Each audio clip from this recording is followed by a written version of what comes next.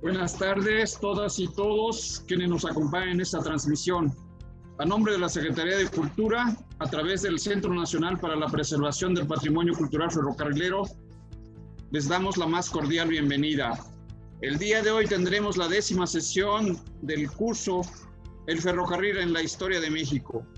Esta sesión forma parte del tema 5, conflictos y relaciones laborales en el mundo ferroviario.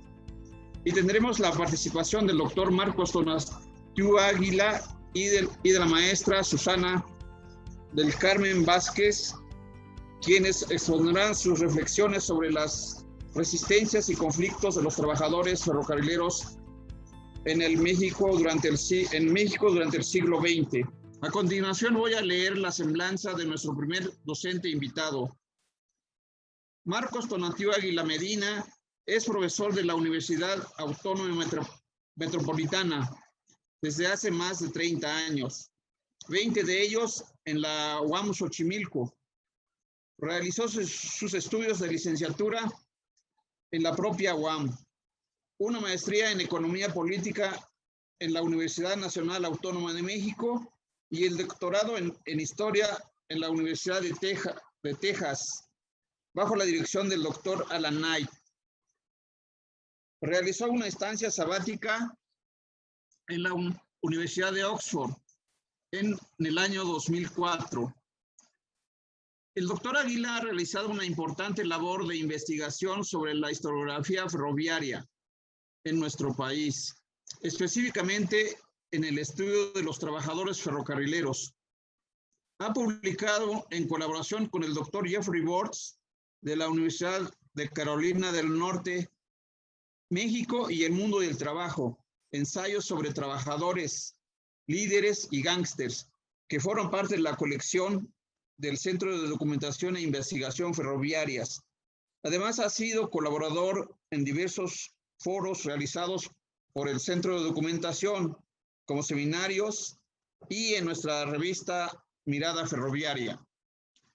El día de hoy nos expondrá el tema Contra las reglas, resistencia laboral en los trabajadores ferrocarrileros, 1910-1959. Sin más, los dejo con el doctor Marcos Tonatiuh Águila. Digamos, un buen número de compañeros interesados. La intención de esta primera intervención será poner en contexto sobre todo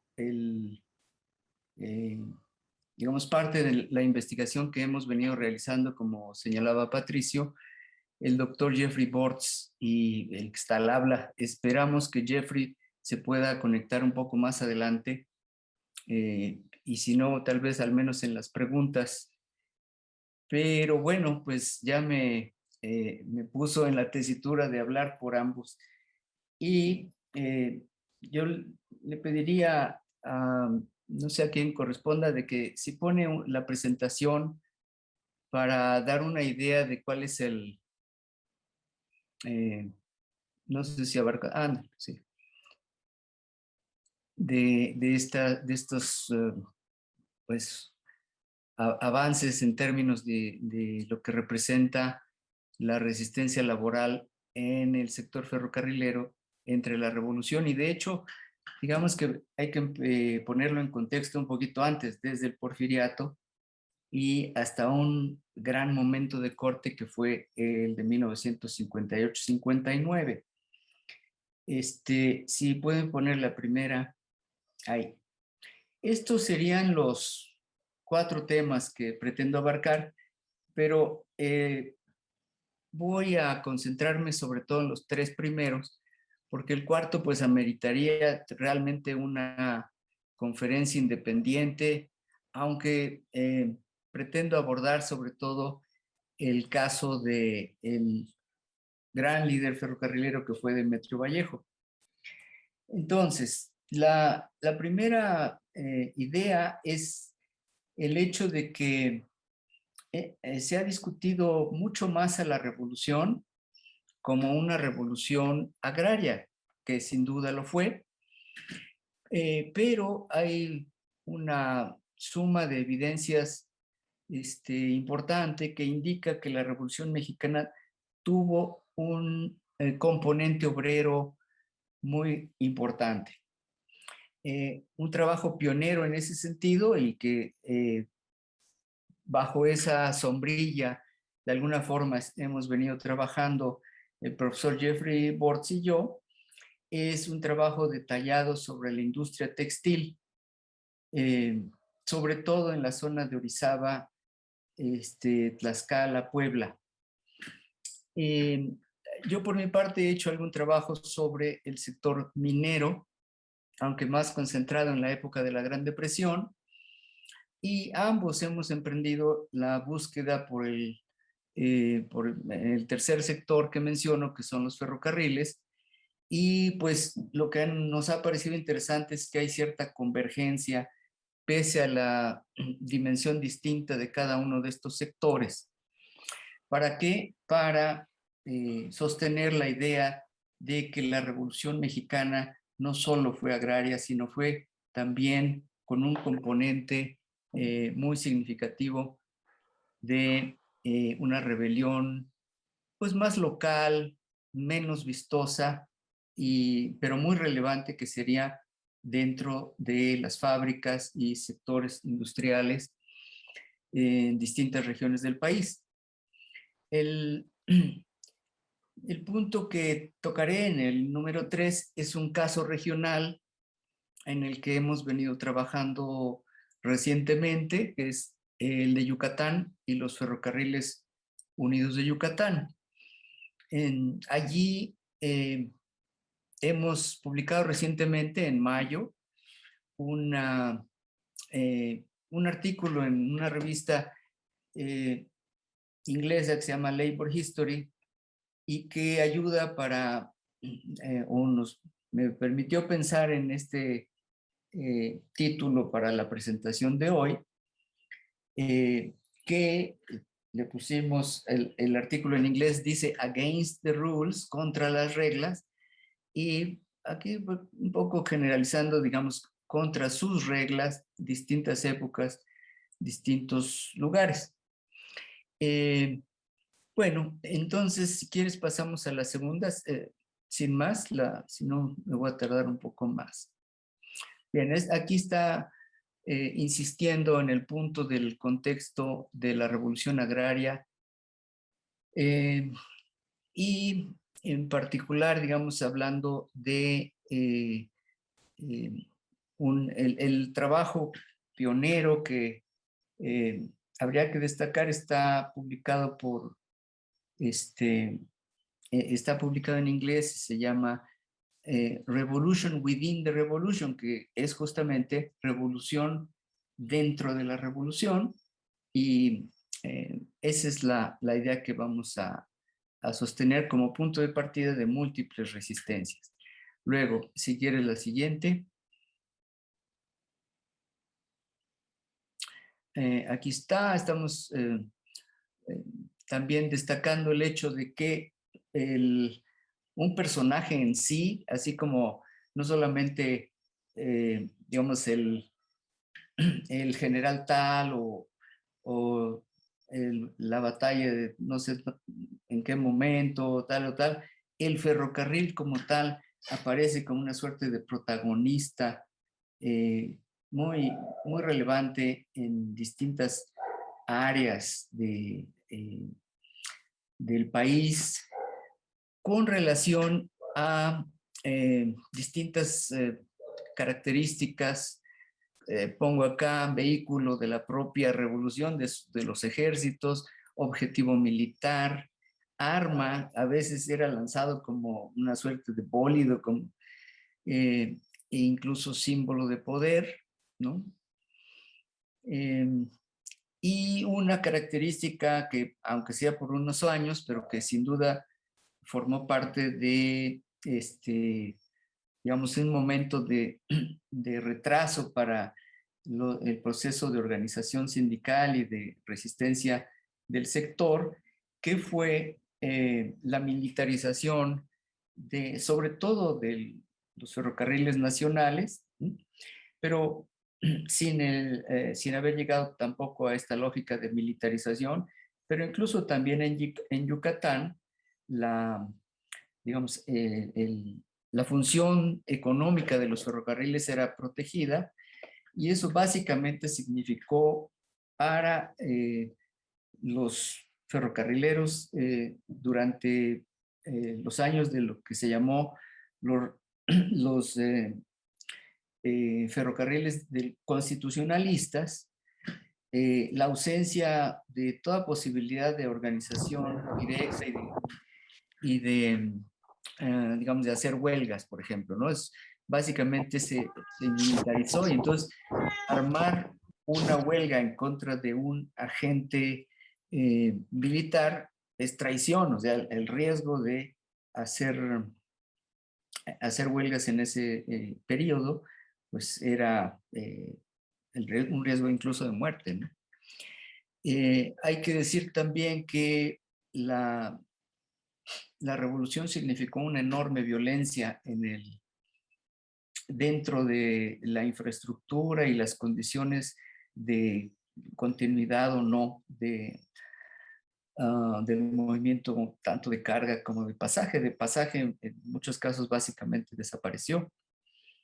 Y lo cual es realmente sorprendente es que al menos alguna parte, sobre todo lo que tenía que ver con la exportación de materiales y materias primas, se sostuvo. Entonces, es un comentario breve. Vamos a la siguiente. Ok.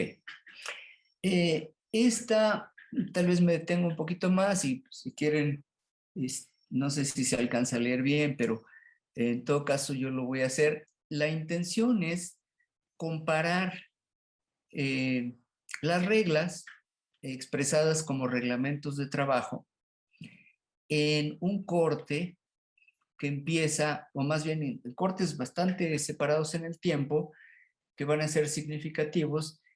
Vale la pena, si se puede, poner la segunda para que vean la continuidad. Esta sería la segunda parte de un mismo cuadro, llamémosle. ¿Cuáles son los temas del cuadro? Ahí dice jerarquía, obediencia y disciplina, número 1. Contratación y despido, elemento decisivo de cualquier relación laboral. Y el tercero, salarios y condiciones de trabajo. Entonces, empieza en el Porfiriato, termina al inicio de los años 20, y cambian las compañías. Ya al principio se habla del ferrocarril mexicano, pero las condiciones generales al inicio de las compañías privadas, y lo que ocurre después con la situación del contrato colectivo de los ferrocarriles nacionales, constituían la base de las relaciones laborales dentro de todos los ferrocarriles. Entonces vamos a regresar a jerarquía, obediencia y disciplina en un reglamento ferrocarril central mexicano de 1883. Recordemos que los años 80, bueno, ustedes seguramente lo vieron en las sesiones anteriores, es cuando se produce el boom espectacular de la construcción de ferrocarriles en México. Y en ese reglamento del mexicano decía: la compañía cree que todos los que trabajan para ella conocen y obedecen las reglas. Más adelante vamos a hablar sobre el caso de Yucatán, y allá también había reglas, y lo cierto es que la mayor parte de los trabajadores conocían que existían esas reglas y las violaban, ¿no? Entonces, parte del mensaje que quiero dejar acá es que hay una resistencia individual casi inherente a las relaciones laborales, al menos en el contexto del ferrocarril, pero muy constreñida, muy limitada en la medida en que era dominada por la empresa, por los encargados, por los representantes de distintos departamentos y demás, y esta terminó por relajarse o conquistarse nuevas condiciones, ¿no? En 1894,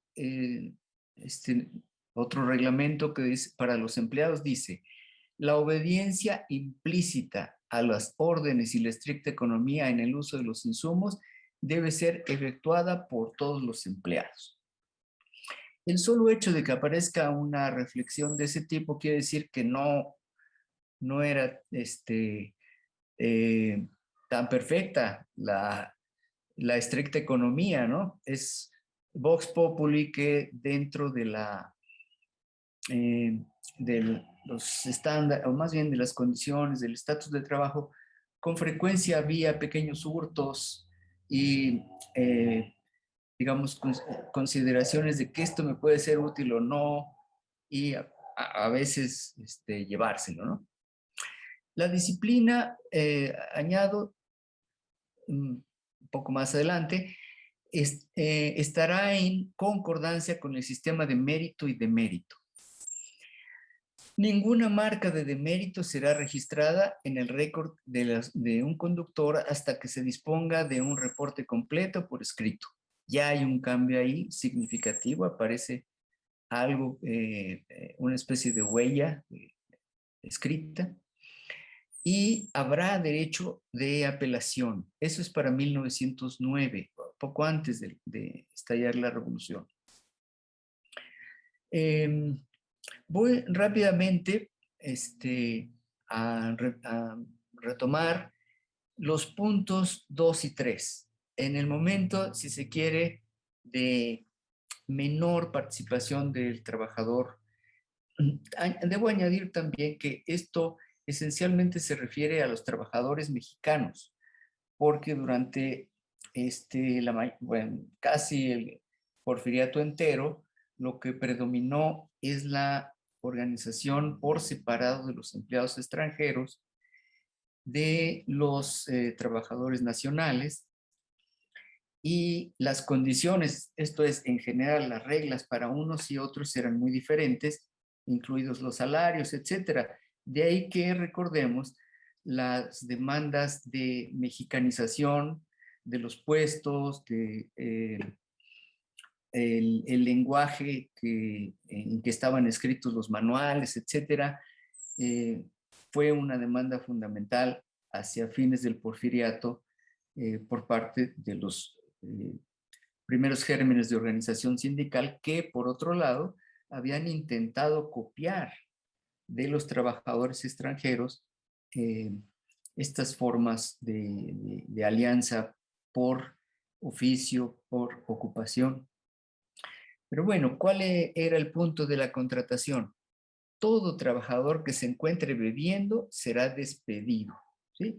Motivo de despido, y conste, no solamente en ferrocarriles, pero eso de el hábito de la bebida, o si el vicio, como quieran, la situación de la necesidad de recurrir al relajamiento por la vía de la toma de alcohol, era una parte muy importante de la vida cotidiana de la época, ¿no?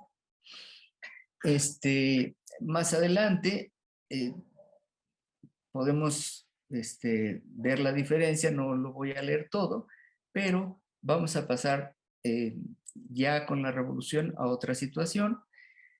Por último, el tema 3, los empleados que no se presenten a trabajar por cualquier razón, incluida la enfermedad, no recibirán paga, punto, ¿no?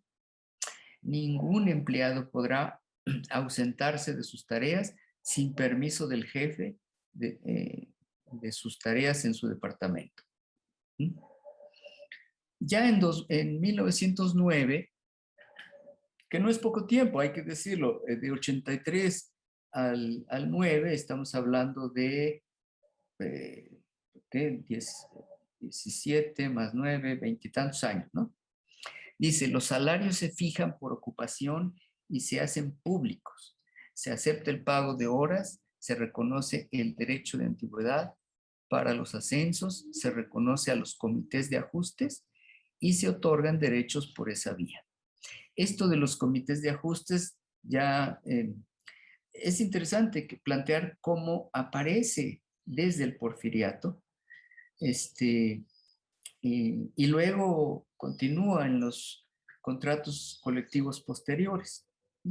Es decir, ya hay una negociación para determinar salarios. Entonces pasamos a la otra, por favor. Hay que decir, hay una presencia de distintas filosofías digamos, de elementos de carácter anarquista, de influencia del Partido Liberal y también de grupos influenciados por ideas socialistas y posteriormente comunistas. Y bueno, claro, también había un núcleo muy importante que no congeniaba estrictamente con eso, pero planteaba situaciones de defensa del trabajo. Hacia 1923, dice, la compañía reconoce los derechos de los trabajadores a través de los comités de ajustes. Habla de una importante organización colectiva, la Alianza de Ferrocarrileros. La compañía emitirá las instrucciones necesarias para que los empleados sean tratados con respeto por sus superiores. Esta última referencia tiene una gran importancia. No solo están presentes en las relaciones laborales los elementos de horas de trabajo, los elementos de seguridad en el empleo, los elementos de la paga, sino el trato. Y entonces, cuando se habla de la necesidad de establecer una lógica de respeto hacia el trabajador por sus superiores, es una conquista, llamémosle moral, una conquista de una importancia grande. Por ejemplo, el trabajo de Jeffrey Bortz sobre la situación de los textiles indica que una buena parte de las huelgas locas, de las huelgas que no había ahí ni siquiera todavía sindicatos formales, ya en la revolución y toda la cosa. Por el lado de la contratación, ya no es tan fácil el despido. Dice, el trabajador puede ser despedido por faltar al trabajo incluso una vez puede ser despedido por faltar al trabajo, incluso una vez se encuentre, está mal redactado o mal copiado, ¿no? También puede ser despedido por constituirse en agitador o por realizar manifestaciones de descontento, por llegar tarde al trabajo, mostrar indiferencia al trabajo, jugar o no pagar deudas. Y ya hacia 1923 dice, ningún trabajador puede ser despedido sin la necesaria investigación, presencia del propio empleado y del comité del sindicato. El trabajador, por otro lado, cosa interesante, puede ser despedido por denigrar al sindicato. Esto luego habría de tener consecuencias sobre la famosa cláusula de exclusión que ha meritado mucho debate de los pros y los contras, pero sin duda la conquista previa fundamental es el derecho a organizarse sindicalmente. Y luego salarios y condiciones, aunque acá no presentamos que tenemos ya bastante información sobre nóminas y sobre salarios, sobre todo salarios nominales, nos hace falta, hemos avanzado parcialmente en lo que serían los salarios reales. Pero hay un indicador muy, muy básico que es la jornada laboral. Pasa de más de 10 horas al reconocimiento de tiempo extraordinario y ya desde 1912 se habla de 8 horas y En 1923, las mismas 8 horas más vacaciones pagadas, domingos, la mitad de los sábados, atención médica, etcétera. O sea, creemos que en este trabajo que aparece originalmente también en Labor History, un artículo que se llama Command and Control at Work, algo así. Pues por lo pronto eso sería esta lámina. Si quieres pasamos a la otra. Híjole, 1728 dice. En esta ya paso a Yucatán.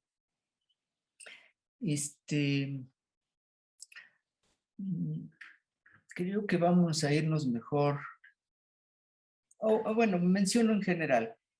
Los ferrocarriles de Yucatán se construyeron esencialmente para vincular la producción del enequén con el mercado exterior. Esa ha sido esa era su exigencia económica, si se quiere. Por eso, realmente no tuvieron una conexión hacia el resto del territorio nacional, aunque llegaban a Campeche, pero la verdad es que esencialmente, si quieres le pasamos adelante. Sí. Bueno, fueron un negocio, ¿no? Este es el famoso Olegario Molina.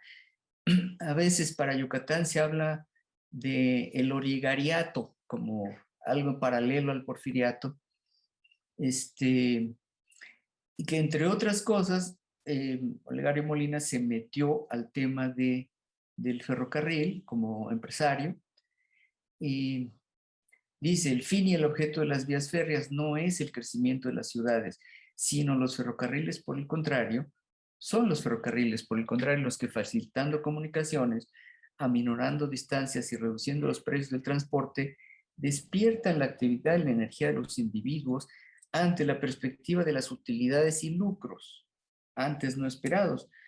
O sea, el ferrocarril era un negocio y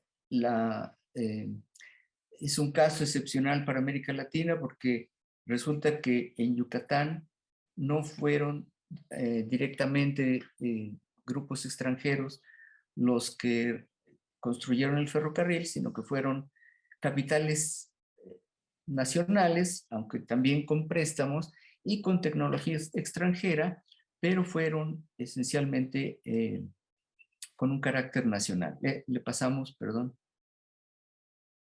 Esta es se le puede usar bueno, esta era la red, más o menos se ve con los puntitos, y la llave maestra para la salida del Enequén es esta recta que va de Mérida a Progreso.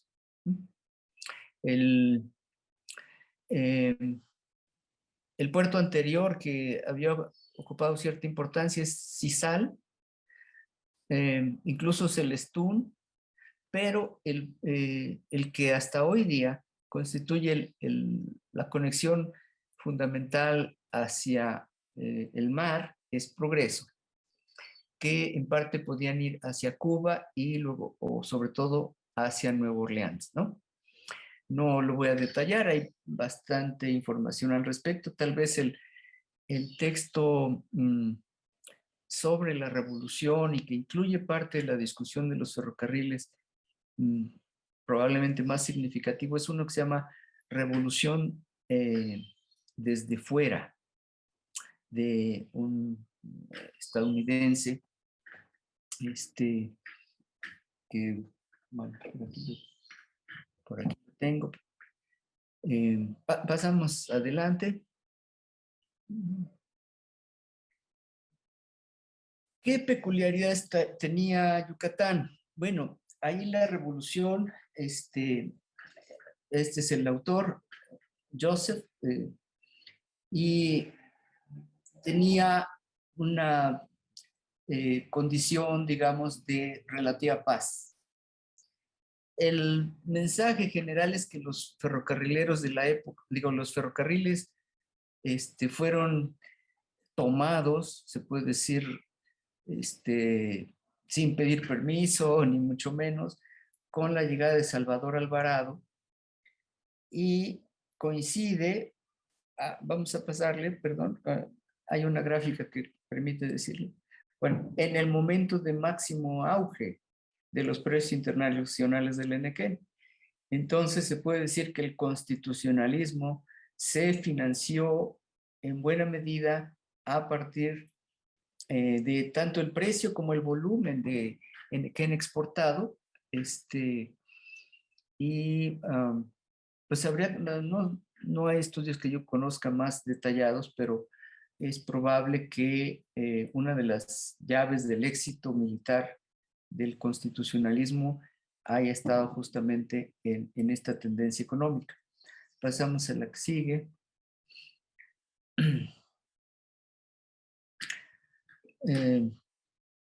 Esto ya más o menos lo dijimos. ¿Cuál era la sociedad desde el punto de vista de estatus y cultural en Yucatán? Bueno, pues aquí está expresado la casta divina, ligado a la producción fundamentalmente del Enequén, después con un pie metido también en el ferrocarril.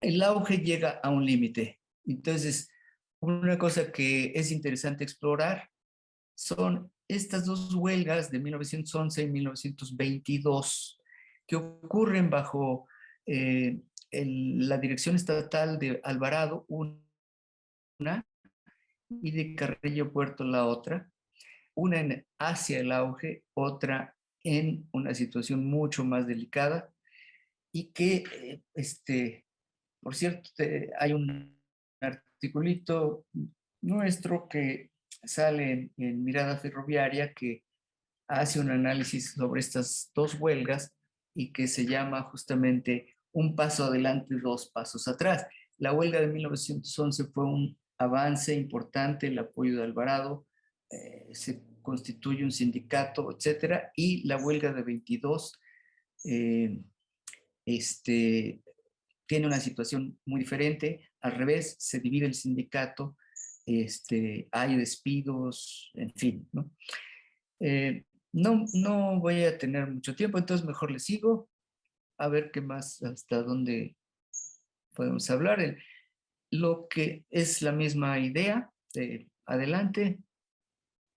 Hay algunas fotos que las podemos obviar, las podemos pasar rápidamente.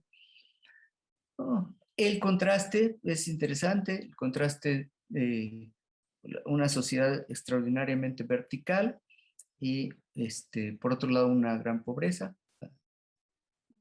Adelante. Y adelante, porque por la cuestión del tiempo. Ya. Bueno, esto todavía se concentra en Yucatán. Lo que quisiera mencionar es ¿qué pasaba con los trabajadores ferroviarios ahí? Entonces les voy a comentar brevemente que el grado de organización, sobre todo de los talleres, ¿no? En general, los trabajadores ferrocarrileros no son un grupo homogéneo, sino que tienen sus diversos escalafones, presencia relativa, y hay una jerarquía. Hay una jerarquía desde el punto de vista de la mayor calificación en el trabajo o la menor calificación. En general, el departamento de día, que a veces son numerosos los trabajadores en ese sector, pero ocupan el escalafón más bajo. Y en cambio, los conductores, el personal técnico de ingenieros o la gente, sobre todo de los talleres, tienen condiciones más favorables. Y en el artículo que les mencioné hace tiempo en contra de las reglas, pudimos escarbar, se puede decir, en los expedientes personales de decenas, hay centenas, de hecho, de trabajadores que entraron a trabajar en el Porfiriato y que continuaron hasta no solo a la revolución, sino a la posrevolución, y sus expedientes están completos, de manera que reflejan una vida laboral entera, y en esa vida laboral están llenos, solo les puedo ahora describir la estructura, ¿verdad? Los trabajadores se daban su tiempo para resistir, o por lo menos se daban el tiempo para hacer lo que se les diera la gana, aunque fuera por un tiempo. Entonces, tomaban en el trabajo, ejercían la situación, por decir, algún encargado de algún almacén, etcétera, pues de repente se llevaba un saco de arroz, por decir. La cuestión de las herramientas, la cuestión de peleas entre los propios trabajadores, el personal que tenía que hacer la parte administrativa, esos tenían una mayor presencia y más bien libertad por estar fuera. En el caso de los talleres también había mucha rebeldía individual, pero con un carácter como más escondido. Y bueno, ese sería como el eje o desde nuestro punto de vista, uno de los avances significativos que en parte se dieron, no digo que no existieran en otros lados, pero en parte se dieron por una relativa falta de control que se expresaba en la propia dirección del ferrocarril. Y bueno, ahí se pasó, tenemos otro trabajo que lo indica de manera específica, de una suerte de paternalismo benévolo que ocurrió en el ferrocarril hacia, curiosamente, en la época ya de Carrillo Puerto, en los años 20, en una cosa que rayaba más en un control extremo, ¿no? Pero aún en medio de esto, encontramos, o los trabajadores se dieron espacio para una resistencia individual importante, y he mencionado 2 huelgas, hay una tercera muy significativa en 1935, esta muy exitosa, que incluso tumbó a un gobernador. Y bueno, eso nos da una idea de la resistencia en Yucatán. Y quisiera nada más pues terminar con un salto sobrenatural hacia la situación de Vallejo. Les expondría muy rápidamente la noción de que entre los años 20, que no fueron, económicamente no fueron años malos, especialmente en contraste con la Gran Depresión de 1930, 31, hasta más o menos 33. Luego hay un repunte de la economía que coincide con la emergencia del cardenismo entre 34 y 40. Allí hay un evento donde veo que por aquí está Arturo Valencia, que ha trabajado también esa temática del cardenismo y que coincide con un esfuerzo de mexicanización de los ferrocarriles que desde mi punto de vista fracasó. Se entra hacia los años 40 con Ávila Camacho, llega el momento de la Segunda Guerra Mundial, que significó para los ferrocarriles un momento importante desde el punto de vista de la, ¿cómo se dice?, la expansión de la capacidad productiva, sobre todo por la demanda de los Estados Unidos, una reestructuración significativa, sobre todo en los talleres de San Luis Potosí,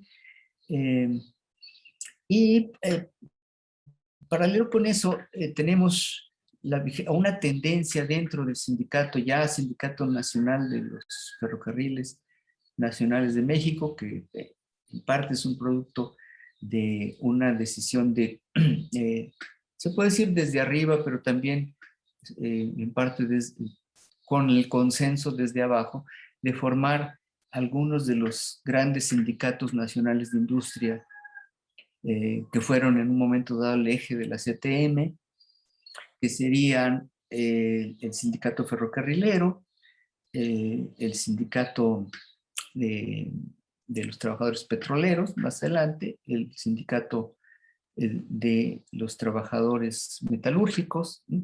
Quedan 5 minutos, doctor. Sí, perdón, sí, bueno, el chiste es, llegan los años 40 y hacia los años 50 se ha consolidado lo que podríamos llamar una suerte de burocracia sindical y que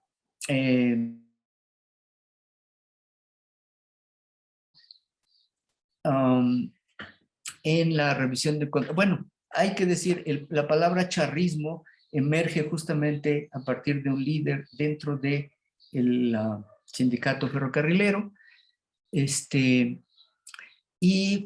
va a extender como una noción mucho más amplia dentro ya de los años 50 y sobre todo 60, 70, estructuralmente con el PRI.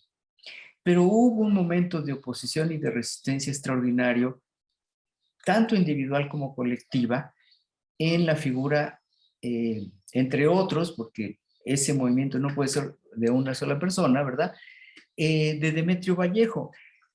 Quiero sugerirles, ahí si tienen tiempo, hay un artículo, un capítulo mío que se llama Demetrio Vallejo como el Huizache, en un libro que mencionó Patricio, que se llama México y el mundo del trabajo, donde se relata, hay muchas otras recuentos, este es uno, pero este se apoya en el CEDIF y se apoya en el expediente personal de Vallejo allí, y allí lo que yo planteo es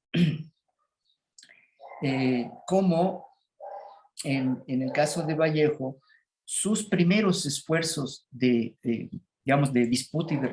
El 26 de enero de 1931, Vallejo hace un reclamo.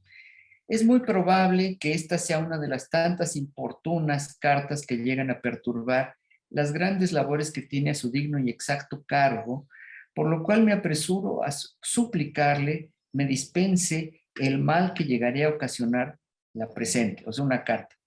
El joven Demetrio de 21 años hace referencia a la fama de la que injustamente se me acusa y solicita la expurgación de su récord, con el fin de poder solicitar el reingreso, había sido despedido, a los ferrocarriles. En esa ocasión, Vallejo acusa al jefe de la estación de Matías Romero de haber formulado una intriga en su contra.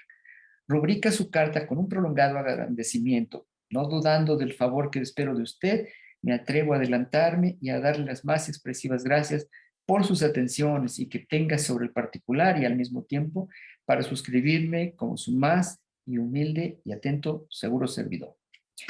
Eso es 1931.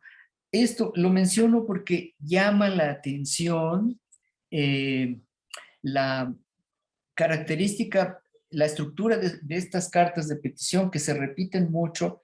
El texto lo van a poder ver. Se repite con las de Yucatán.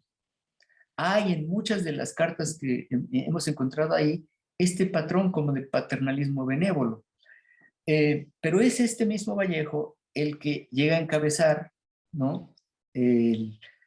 Unas huelgas exitosas, una suma de paros en que es justamente una industria estratégica que no se puede dar el lujo de parar así nada más, una serie de paros escalonados en el 58 que logran una conquista salarial muy relevante, y él como representante, digamos, uno de los más activos, logra después desplazar a la burocracia sindical anterior que había pactado situaciones anteriores inaceptables, y después entran a lo que sería, no voy a tener tiempo de escribir siquiera, pero solo mencionar que en el 59 se produce un salto en términos de la el grado de represión que se ofrece ante una huelga legal. Y entran el ejército y meten a la cárcel a cientos, tal vez miles de trabajadores, aunque muchos salen rápidamente, pero al núcleo de dirigentes radicales, Vallejo se había incorporado al Partido Comunista, no como gran jefe, sino como un promotor, jefe medio, organización de base, ¿sí? Había otros, por supuesto, Campa, Valentín Campa. Cabe mencionar aquí una situación que me parece verdaderamente trágica porque ambos los metieron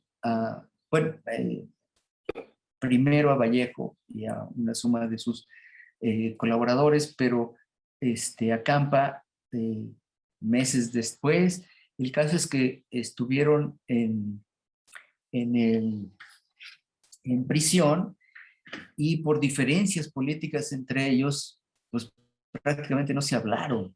Entonces, bueno, el 59 me parece que marcó en esta derrota de largo plazo en el sindicato ferrocarrilero, lo que daría margen, y con esto concluiría como balance, a la operación más tradicional del charrismo en este país, que fue un periodo bastante exitoso ligado a la sustitución de importaciones, en el cual ustedes tienen un intercambio de hecho entre un proceso de aumentos salariales más o menos regulares en el curso de los años 50, 60 y hasta 70, o 76 es un momento de quiebre, a cambio de una subordinación política al régimen priista de la época, ¿sí? Entonces, bueno, pues esa sería, así a mí por ahora, una reflexión a propósito de las resistencias, tanto individuales como de carácter colectivo, que se entrelazan. Unas, en cierto modo, preparan a las segundas, pero las segundas no dejan de ser tampoco como un evento independiente o aislado de esa base, vamos a decir, de la relación laboral cotidiana y en la cual cada individuo, cada trabajador intentaba defender sus derechos, por decirlo de alguna manera, o como él percibía que eran sus derechos. Y ya se me acabó el tiempo. Bueno, muchas gracias, doctor Marcos, por la exposición de su tema. Ahora voy a leer la semblanza de nuestra siguiente docente invitada, Susana del Carmen Vázquez Vidal. Ella estudió la licenciatura en periodismo en la Universidad de Camagüey, Cuba. Trabajó como periodista en medios de prensa como el periódico Adelante y La Hora de Cuba. Además de dar clases de comunicación y sociedad en la Universidad de Camagüey durante 3 años. En el 2015 vino a México para estudiar la maestría en antropología social en el CIESAS Golfo, donde se tituló con la tesis Hombres del Hierro, culturas del trabajo ferrocarrilero en la era de la privatización, donde abordó el tema de los trabajadores, de las transformaciones que vivieron los ferrocarrileros en su forma de trabajo y vida al privatizarse Ferrocarriles Nacionales de México, así como llevó al fin de la era de la paraestatal. Actualmente estudia el doctorado en Ciencias Sociales en el CIESAS Occidente, donde desarrolla un tema de investigación centrado en la relación Estado-desarrollo, a partir del proyecto de rehabilitar las vías del ferrocarril en el Istmo de Tehuantepec, como parte del corredor interoceánico y el papel que han tenido las infraestructuras del transporte, como el ferroviario, en la construcción discursiva del Istmo como atrasado y región geoestratégica para el paso interoceánico. El día de hoy nos expondrá su trabajo de investigación, Nostalgia Ferrocarril y Estado-Nación en México, ferrocarrileros en Jalapa y el Istmo de Tehuantepec en la era de la privatización. Sin más, los dejo con la maestra Susana del Carmen Vázquez Vidal. Sí, buenas tardes. Voy a compartir pantalla.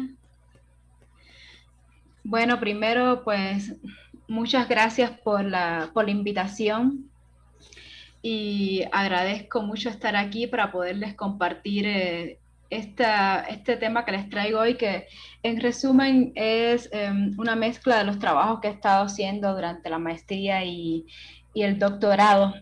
La idea sobre todo es hablar de la relación que existe como infraestructuras del ferrocarril con cómo se entreteje una infraestructura que nos puede parecer como una cosa, algo material, pues con la vida de las personas y a la vez con la construcción del Estado-Nación en México y con la política.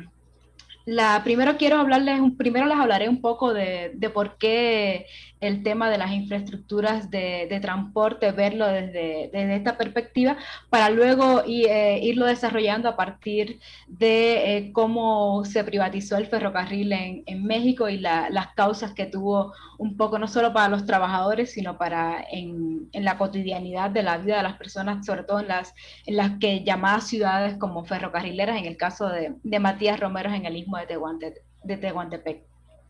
Bueno, yo parto de un entendimiento sobre todo de que las infraestructuras, como el caso del ferrocarril, más allá de ser un sistema de comunicación y transporte, pues nos dice algo sobre esa materialización del Estado más allá de instituciones y más allá de formas de gobierno. Nos desvelan como los márgenes de ese Estado, la forma en la que está presente a partir de cómo se desarrolla el ferrocarril, cómo se ha ligado, por ejemplo, con los sindicatos, por qué hay unas regiones más geoestratégicas que otras. Entonces, esta idea nos va hablando de cómo las infraestructuras van más allá de una idea material de algo en sí, sino cómo se va entretejiendo con la vida de las personas. Entonces, este es el entrecruce que va a ir cruzando como toda la presentación del día de hoy. Y sobre todo, también hablo un poco de la nostalgia, porque la nostalgia, más allá de esa emoción o de ese sentimiento como usualmente lo solemos ver, ¿no? La nostalgia por ese pasado, sobre todo, pues nos desvela igualmente por qué ese constante recurrir al pasado para pensar el futuro. ¿Qué está pasando en el presente que nos hace anhelar un pasado, como en el caso, por ejemplo, de muchas veces de los ferrocarrileros que estuvieron en disonancia o en discordancia con el tema de la privatización y que hablan de un regreso como el ferrocarril de pasajeros, a los trenes de pasajeros, a las formas en que antes se vivía, pero más allá de esta romantización nostálgica del ferrocarril, pues lo que propongo es ver las expectativas que hay en torno a proyectos de desarrollo como el caso de los ferrocarriles, la rehabilitación del ferrocarril en el Istmo de Tehuantepec, a la vez relacionado en cómo se vivió todo el proceso de privatización que fue para el sector ferroviario en general fue bastante drástico, a la vez que permite ver esta relación con la nostalgia y con las infraestructuras, pues cómo se ha ido construyendo el Estado-Nación en México, pues podemos verlo como por varias etapas. Claro que no me voy a detener aquí ahora, ¿no? Pues el papel que tuvieron los ferrocarriles en la Revolución Mexicana, luego con todo el proceso de nacionalización y luego con el proceso de privatización de tal forma que vemos que el sistema ferroviario en México ha estado dentro de una historia cumbre y proyectos políticos en la República mexicana. Entonces, bueno, voy a empezar a hablar un poco de la privatización de Ferrocarriles Nacionales de México. Pero antes de entrar aquí, pues me gustaría hablar de un poco de los antecedentes, porque claro, no cayó así la privatización de la nada, ¿no? De repente no hubo el cambio constitucional y se llegó a la privatización de Ferrocarriles Nacionales de México. En el sexenio de Miguel de la Madrid ocurrió lo que Enrique de la Garza denominó el viraje del Estado de la Revolución Mexicana, que de esa preocupación por los proyectos centralizados en el Estado con cierta protección social y políticas populares, pues se dio lugar a esta oleada de privatizaciones que seguro ya ustedes conocen muy bien. Por ejemplo, como un antecedente igual, para 1983, en el Día del Ferrocarrilero, pues Miguel de la Madrid anunció la modernización del sistema ferroviario, que ese es un primer antecedente clave ante la situación de crisis e inestabilidad que se vivía dentro del sistema ferroviario. Pues se anunció este proceso de modernización, que una de las cosas que incluyó fue la fusión de las empresas y la adecuación del contrato colectivo de trabajo. Esta fusión del sistema ferroviario pues llevó a que hasta 1986, por ejemplo, el ferrocarril de Chihuahua al Pacífico, Sonora, Baja California, y la empresa de servicios y coches y dormitorios y conexos, pues todos se fusionaran en lo que conocemos que fue el Ferrocarriles Nacionales de México. Y para esta administración pues se crearon regiones administrativas como la de Guadalajara, Monterrey, Querétaro y Veracruz. Pero en general este proyecto de modernización pues para muchos autores, incluso para los propios ferrocarrileros, de modernización, pues solo tuvo el nombre de la palabra modernización, porque al final fue como una pintura de colorete, por decirlo de una manera popular. Pues al final lo que trajo fue una mutilación de los contratos colectivos de trabajo, y ya se empezó a ver esta preocupación por un aumento de la productividad que llevaba a una disminución de los trabajadores. En esta etapa también hay que ver que en los años 80 pues, fue un viraje importante en México por la crisis económica y la consecuente, ¿no?, devaluación del peso que hubo aquí. Entonces, también un poco relacionado con lo que el doctor Marcos Tonatiuh estaba hablando, pues se esperaría que a partir de este proceso de modernización y esta mutilación que hubo de los contratos colectivos de trabajo, pues hubiese una fuerte revuelta o una fuerte resistencia por parte de los ferrocarrileros, pero no fue así, aunque sí hubo resistencia, como fue el movimiento ferrocarrilero democrático. Pero desde el gobierno y del propio sindicato hubo estrategias para acallar las posibles resistencias, que es algo que se viene dando constantemente dentro del sistema ferroviario mexicano. Uno de ellos fue la propuesta de un aumento salarial para los trabajadores, pero que aquel trabajador que no aceptara el convenio de trabajo, el convenio y la modernización, pues no iba a ser acreedor de este 30% del incremento salarial. Pues en la situación de crisis que vivía el país, pues no muchos, por supuesto, no muchos se dieron el lujo de no aceptar este aumento salarial. Entonces, al final, pues la modernización fue concertada desde arriba, y fue una negociación del sindicato con la empresa que llevó a esta modificación del contrato colectivo de trabajo. Y para poder calmar las posibles revueltas, pues se produjo esto del aumento salarial al que les hice referencia.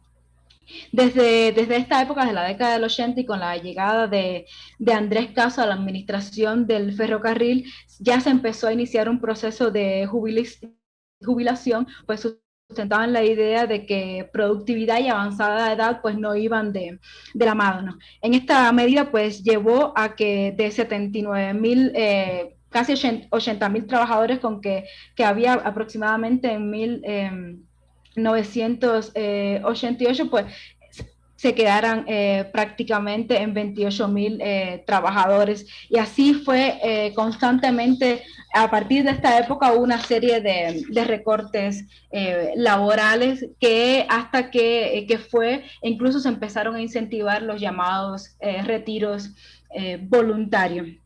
Pero hay algo que quiero también puntualizar, que lejos de lo que podría pensarse de que el malestar del ferrocarril que comenzó como en los años 70, 80 o 90, pues realmente el problema vino desde hace más de un siglo, que la propia Sandra Kunz y Riguxi pues han hablado de esto, que la característica principal del sistema mexicano, del sistema ferroviario mexicano, después de 1911 tuvo que ver con la falta de este crecimiento y en cuanto al crecimiento físico, tecnológico, productivo y operacional en general.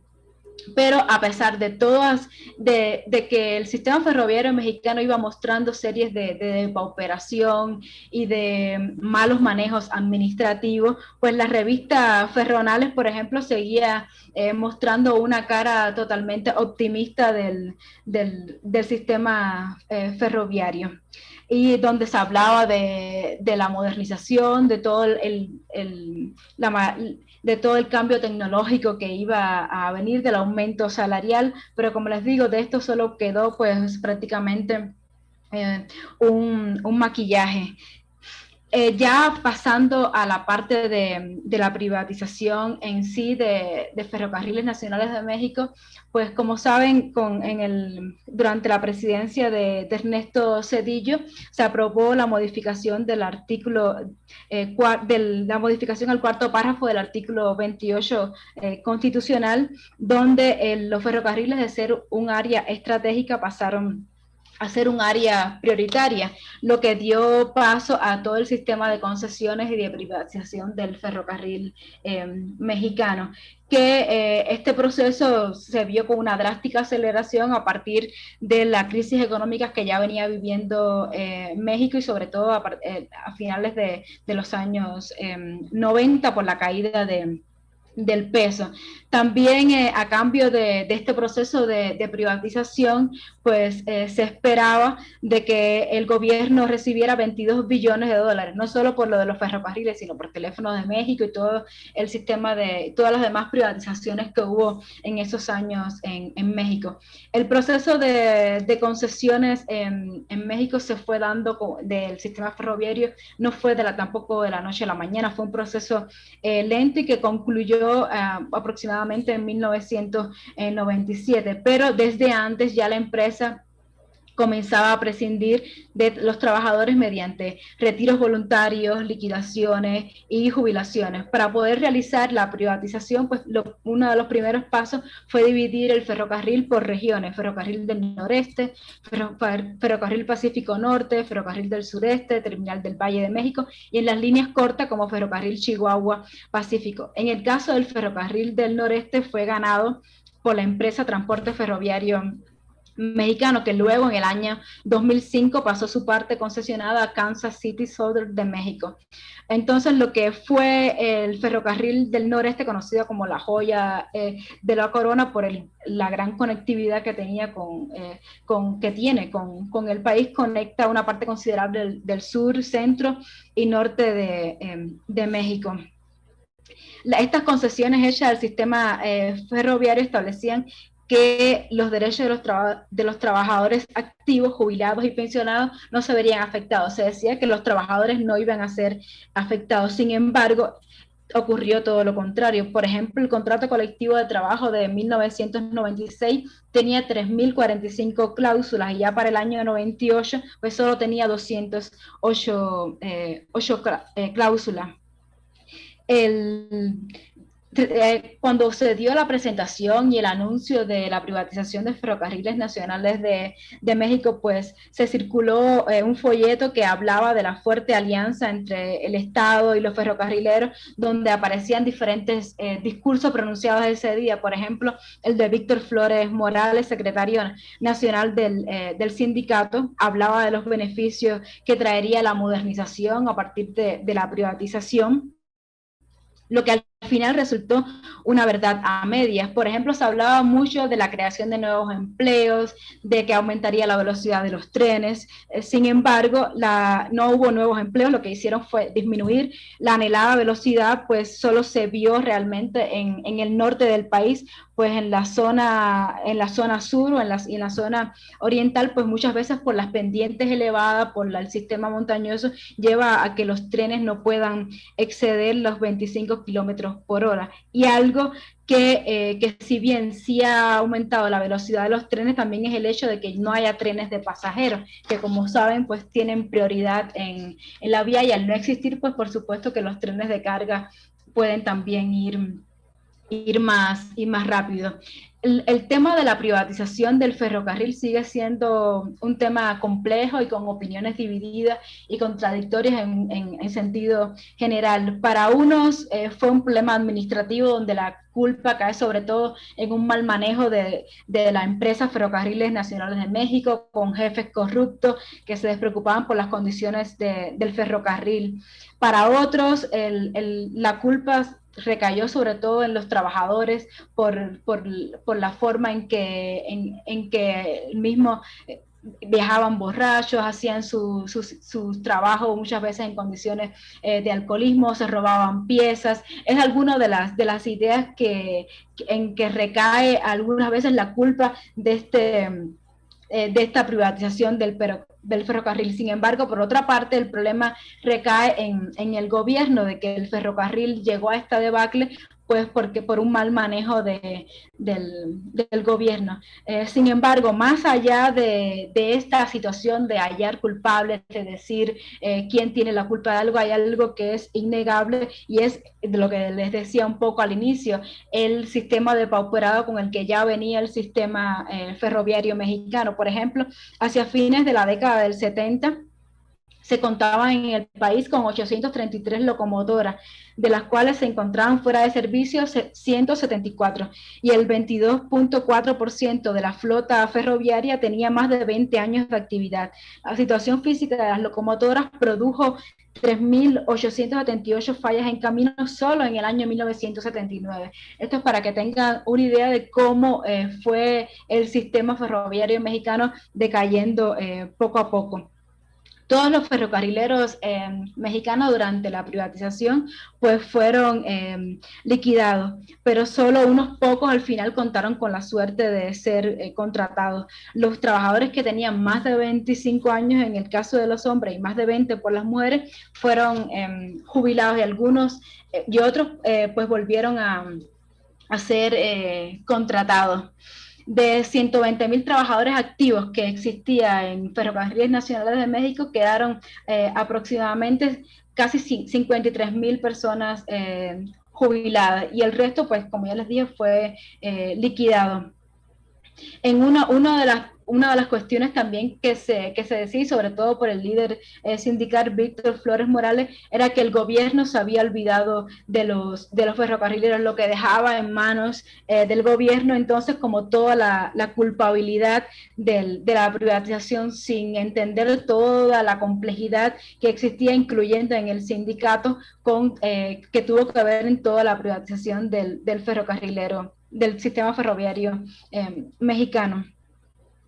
Una de las cosas que también creo que vale llamar la atención es cómo ya desde que se empezaba a rumorar, no era todavía oficial el tema de la privatización del ferrocarril, pues se fue dejando cada vez más en abandono el sistema ferroviario, más de lo que ya estaba. Por ejemplo, en el diario de Jalapa, en el caso de la estación de Jalapa, Veracruz, en 1996 apareció el testimonio de los abandonos en que estaban los coches de pasajeros, y que en la estación todo el día había guardias armados vigilándola y custodiando la estación, a pesar de que todavía continuaba el sistema de trenes de pasajeros, lo que hacía que muchas personas sintieran miedo de viajar en tren, y poco a poco fue disminuyendo el servicio de trenes de pasajeros. En el caso, por ejemplo, de Matías Romero, en el istmo de Tehuantepec, donde estuvo uno de los talleres ferroviarios más importantes de México, pues poco a poco los trabajadores de los talleres los iban dejando sin herramientas. En la primera liquidación, en el 92, luego en el 94 cada vez tenían menos herramientas, y los trabajadores que aún seguían, en el caso de Matías Romero, resistiendo un poco a la privatización de Ferrocarril, que no querían acogerse a la liquidación, pues les decía que si ocurría algo, que si ocurría un accidente, pues les iban a echar la culpa a los trabajadores, pues por no tener las herramientas necesarias para hacer las reparaciones o los ajustes necesarios. Esta fue una de las estrategias usadas para que al final se pudiera concretar la privatización. Entonces, las causas de la privatización no solo están en las ineficiencias de las entidades públicas, sino también en esta reestructuración del modelo económico, donde el Estado dejó de ser un generador de bienes y servicios.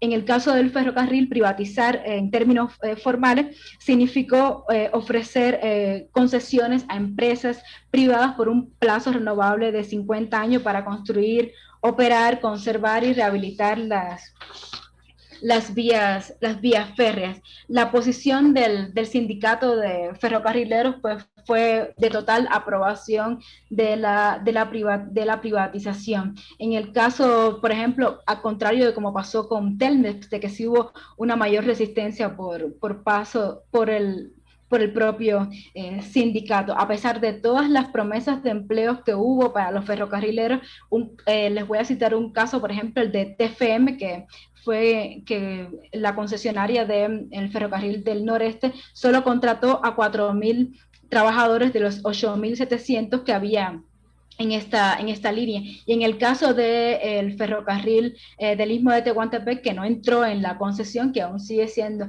una paraestatal, pero luego de que terminó Ferrocarriles Nacionales de México, de más de 1.000 trabajadores que había en el área de talleres, pues los talleres cerraron y solo quedaron aproximadamente 50 trabajadores del área de oficinas y del área de trenes en general. Entonces aquí está un mapa de las diferentes concesiones que hubo en el sistema ferroviario mexicano, aquí en las diferentes líneas en las que está actualmente dividido el sistema de concesiones. Entonces, algo ligado a esto y para entender un poco lo que pasó en el ámbito laboral, voy a tomar un poco de agua, disculpen. Tuvo que ver con esta idea del corporativismo y del neocorporativismo. La situación del ferrocarril en México y de sus trabajadores debe entenderse entonces dentro del sistema del corporativismo mexicano, que funcionó como un sistema de intercambio donde el Estado otorgaba ciertas prerrogativas sociales y económicas a líderes de instituciones como los sindicatos a cambio de otros favores. Entonces, a partir de esta alianza entre sindicatos y Estado, que también podemos ver cómo también se fue pactando este sistema de privatización, que aún más allá de los debates que existen de que el fin del corporativismo, que ya no estamos ante un corporativismo, pues en las empresas actuales pues se puede ver estas diferentes alianzas y el poder que sigue ejerciendo el Sindicato de Trabajadores Ferrocarrileros de la República mexicana, que sigue teniendo como el poder sobre el empleo. Por ejemplo, cuando estuve realizando mi trabajo de campo en Jalapa, en las estaciones, pues los ferrocarrileros constantemente tenían miedo a hablar conmigo por la vigilancia que existía de trabajadores del mismo sindicato, que iban ahí a la estación solamente a escuchar y a dar informes al líder del sindical de la sección de Jalapa. Entonces, todos estos temores se van formando y también van impidiendo pues todo un proceso organizativo al que estaba acostumbrado también un poco el sistema ferroviario. Pues ya las huelgas del 58, del 59, pues es difícil que vuelvan a ocurrir a partir de esta relación tan recia que existe del sindicato con un líder que lleva más de 20 años en el poder, pues ejerciendo de manera autoritaria sobre sobre sus trabajadores, donde esta lógica clientelar pues contribuye a que continúe un pacto con las empresas privadas, y que, por ejemplo, los trabajadores, cuando presentan demandas ante las empresas, pues muchas veces el propio sindicato les dice que dejen la demanda si no van a perder su puesto de trabajo. En el ámbito laboral, ¿cómo se vio pues la privatización del sistema ferroviario? Pues sobre todo se vio a partir de lo que se conoce como en el mundo del trabajo, como la flexibilidad laboral, que tuvo que ver, por ejemplo, con este sistema de movimiento de los trabajadores constantemente, de la devaluación entre los puestos, que depende más de que si hay carga, de que si hay trenes fluyendo, a que si realmente es valioso el trabajo. Les pongo un ejemplo: en la estación de Jalapa, que no hay tanto movimiento como quizás puede existir en Monterrey o en otras zonas del país, pues los trabajadores del área de trenes, pero de camino, pues muchas veces están haciendo trabajo de patio, moviendo las locomotoras dentro del patio, porque no hay tanto movimiento de trenes para que se vayan al camino. Entonces esto lleva también a que los muevan hacia otras localidades constantemente, les suban, les bajan el salario también en dependencia, porque si están en camino pues bajan más, y si están en patio pues ganan menos trabajo. Entonces, este tema de la flexibilidad laboral también trajo la mutilación de los contratos colectivos de trabajo, lo que llevó a esto, a que las empresas movieran a los trabajadores de los puestos de trabajo cuantas veces fueran conveniente, y el sindicato poco a poco fue perdiendo también un poco de injerencia sobre el poder de decisión en cuanto a las transformaciones tecnológicas implementadas. Las formas de empleo también sufrieron modificaciones en el sentido de dar un mayor nivel a la subcontratación y realizar recortes en dependencia de los requisitos de productividad. Esta subcontratación se ve en el ejemplo de los que echan arena o el diésel. Ya no va a depender de la misma empresa, por ejemplo, Kansas City, sino que subcontrata a otros trabajadores para que hagan este trabajo.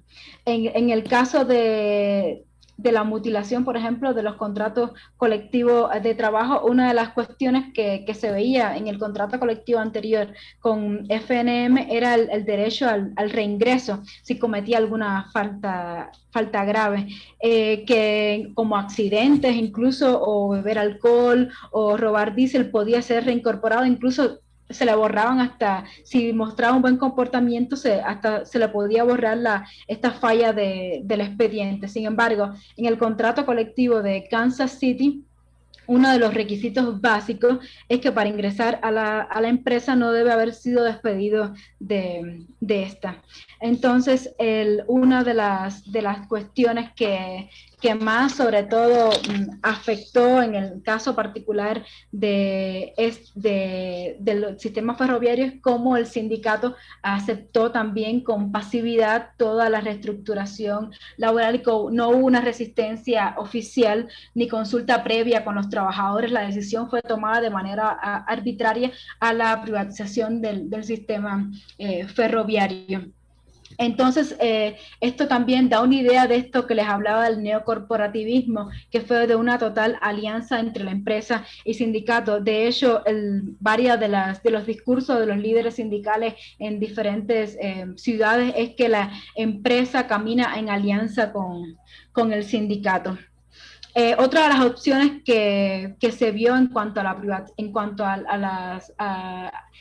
al cómo se vieron reflejados en los trabajadores fue la opción de retiro voluntario, que ya algunos trabajadores, incluso cuando ya quisieron reincorporarse de nuevo, luego de que se acogieron al retiro voluntario, pues no le permitieron regresar, porque ya se habían acogido a este sistema de retiro voluntario. Otra de las cuestiones particulares en este caso de la privatización del ferrocarril tiene que ver con el tema del derecho a huelga.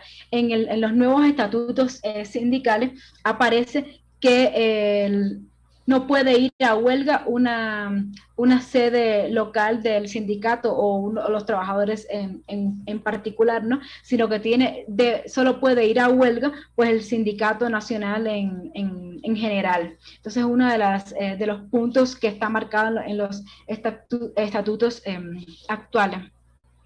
Entonces, ya un poco para avanzar y llegar al final de la presentación, todas estas consecuencias que ha traído la privatización en el mundo laboral, pues se vivió de muy diversas maneras a lo largo del país, sobre todo con confusiones, con contradicciones dentro de todo el proceso, y quizás algunas de las localidades que los vieron con mayor fuerza fueron aquellas localidades que su vida dependía constantemente del ferrocarril, como en el caso de Matías Romero en el istmo de Tehuantepec, que fue una localidad en aquel entonces, a principios del siglo XX, Ricón Antonio Nuevo, que fue creado a partir de la construcción de la línea de Tehuantepec.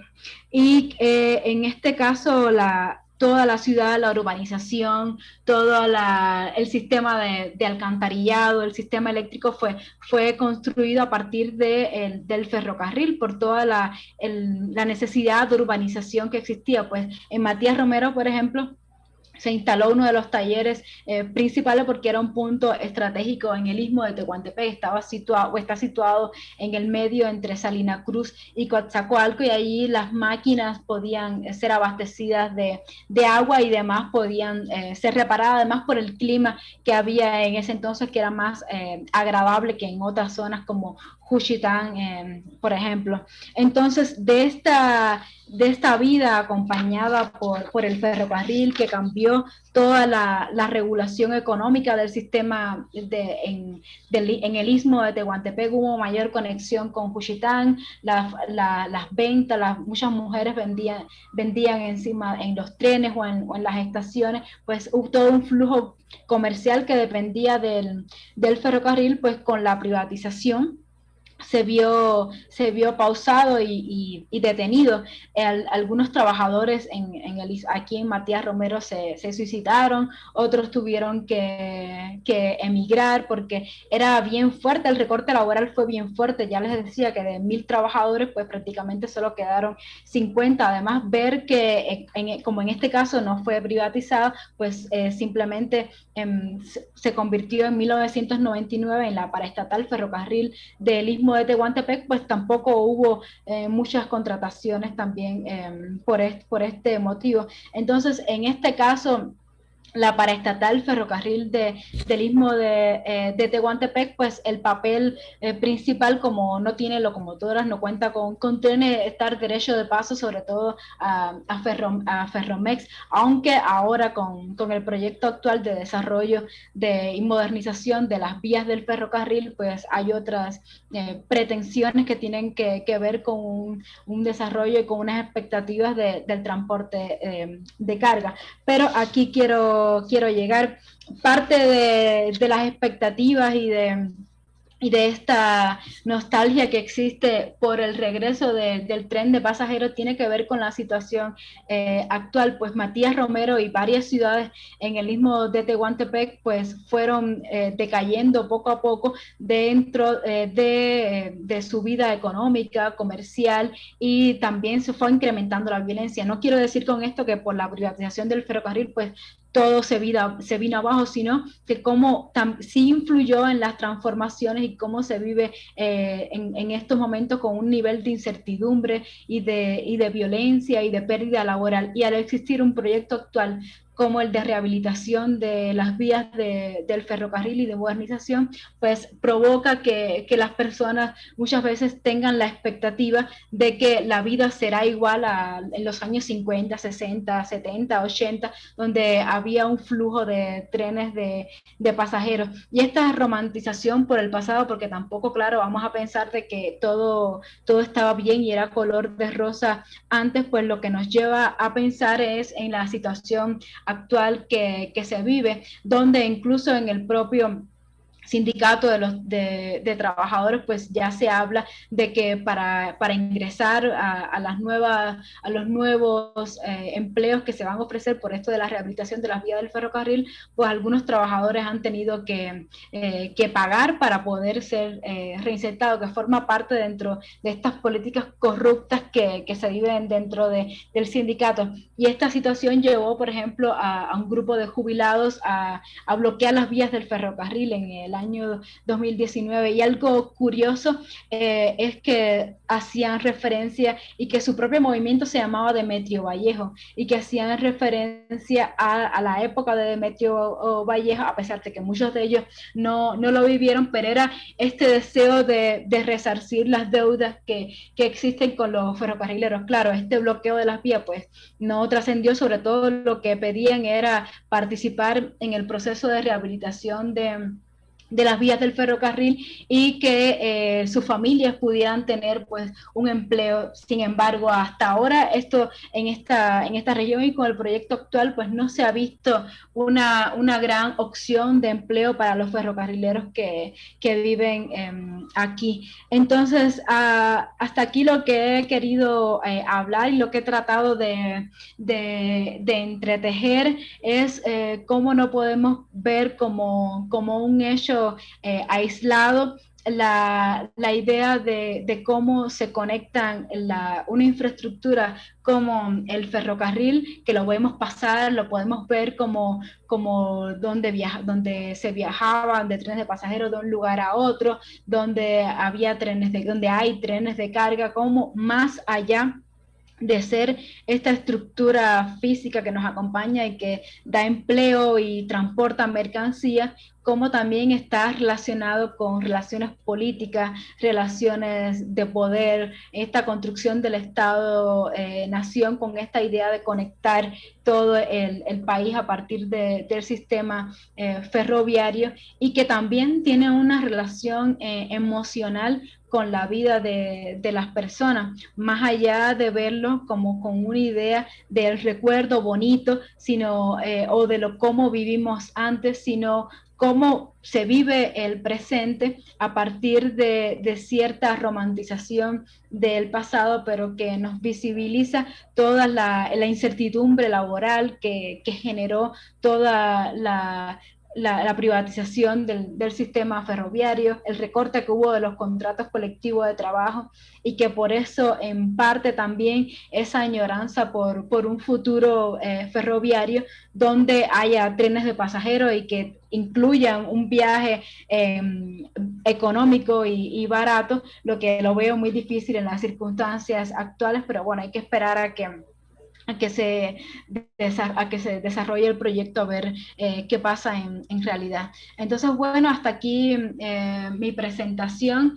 Igual si después tienen alguna duda, pues con gusto seguimos hablando. Muchas gracias. Pues muchísimas gracias, doctora Susana del Carmen.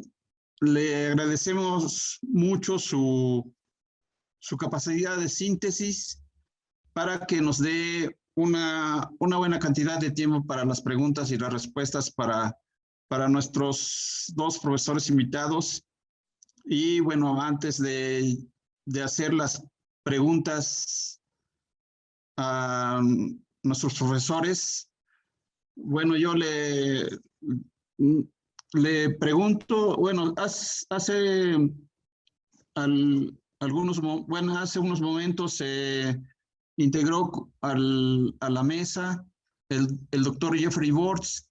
Entonces yo le preguntaría si él desea intervenir para redondear esas dos intervenciones, tanto del del doctor Marcos como de la maestra Susana del Carmen en estas dos ideas de la resistencia y los conflictos laborales digamos, en estos 100 años que se abordó el tema. Doctor Bortz. Gracias, maestro, y discúlpeme por llegar tarde, pero creo que Marcos presentó bien el problema. Lo que queremos avanzar es en la relación entre más bien la resistencia informal y la resistencia formal. Creemos que la resistencia formal casi es una presencia permanente en los lugares de trabajo. En parte es una función del qué tanta hegemonía tiene el Estado. El problema con la resistencia informal que encontramos es muy difícil que logre algo. Casi los obreros tienen que unificar en una resistencia formal para lograr algo en el lugar de trabajo. En los ferrocarriles, como bien abordó Susana, fue muy interesante su charla. Los ferrocarrileros fueron casi la más avanzada del proletariado mexicano, pero los logros es otro problema del problema del lugar de trabajo.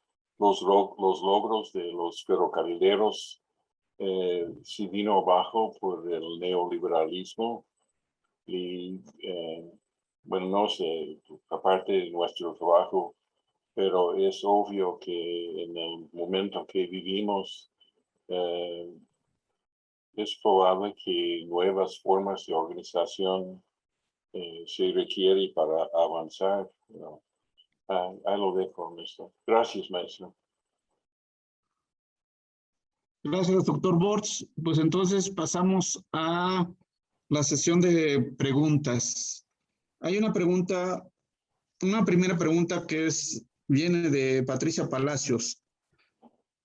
Felicitaciones a los expositores. Deseo preguntar si en el momento en que los ferrocarriles irrumpieron en México, la cultura sindical presentaba un nivel de desarrollo que permitiera a sus agremiados luchar efectivamente por sus derechos. Muchas gracias.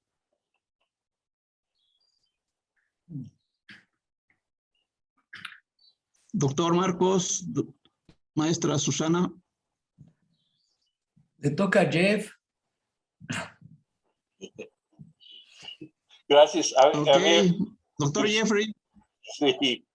A ver si puedes, por favor, repetir la pregunta. Sí, dice, si en el momento en que los ferrocarriles irrumpieron en México, la cultura sindical presentaba un nivel de desarrollo que permitiera a sus agremiados luchar efectivamente por sus derechos. Gracias. Pero es comentario más no preguntas, ¿no?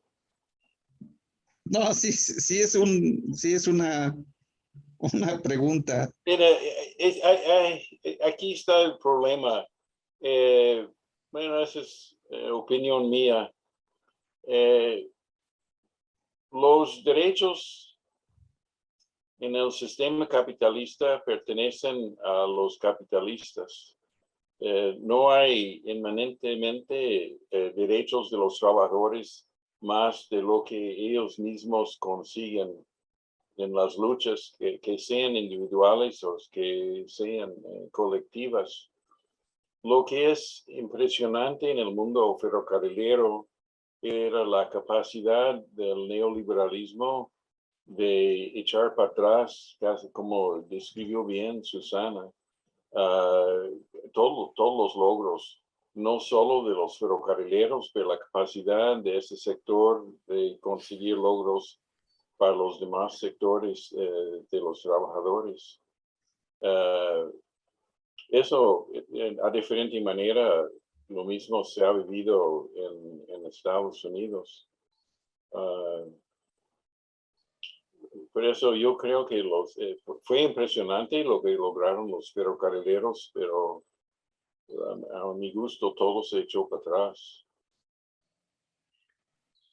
Sí. Además, voy a hacer un comentario.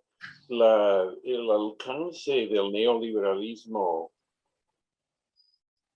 a dónde vamos, se expresa ahora, yo dijera un poco menos en la lucha proletaria, sino si uno ve la caravana que está caminando por México para llegar a Estados Unidos, la pobreza extrema de la gente es impresionante, implica otra lucha. En fin.